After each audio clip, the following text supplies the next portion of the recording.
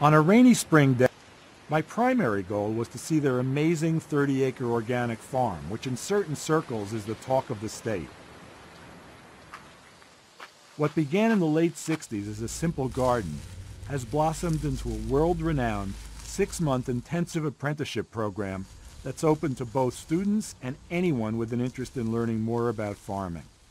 The heart of the Center for Agroecology and Sustainable Food is the Alan Chadwick Garden, but there's much more, including broad fields that are farmed both with and without machinery.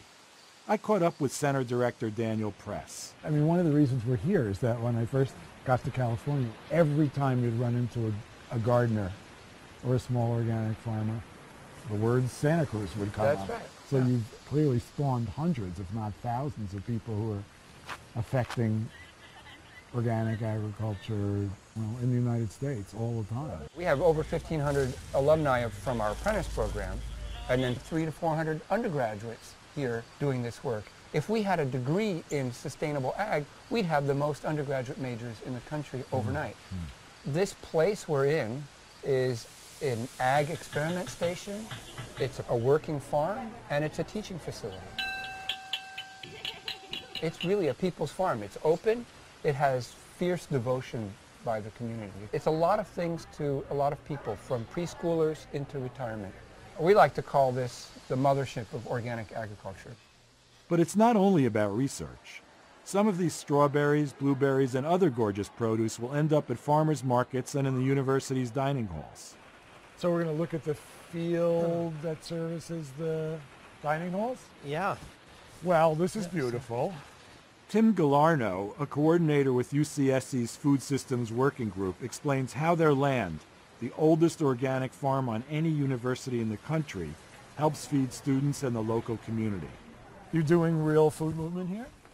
Yes. Yeah, we are. So I started when I was an undergraduate student over 13 years ago. At that time, we had a contracted food service provider. There was a lot of interest from students to change the type of food that was available in the dining hall. And we went self-operated. And what that allowed us to do is just to start connecting to our local growers, different food vendors and producers, to establish guidelines and a different vision of our food system here. It's immediate and present, in terms of for students to better understand their connections. It's their opportunity to work the land and begin to appreciate, perhaps even a little class consciousness, how much work it takes to actually engage in field harvesting and post-harvest handling. They harvest that food, they box it, wash it, and prep it, and deliver it, and feed their peers. How many campuses in the UC system have done what you've done here and become self-reliant? Well, 8 out of 10 campuses are self-operated. And how many would you say are doing a good job of using locally produced food?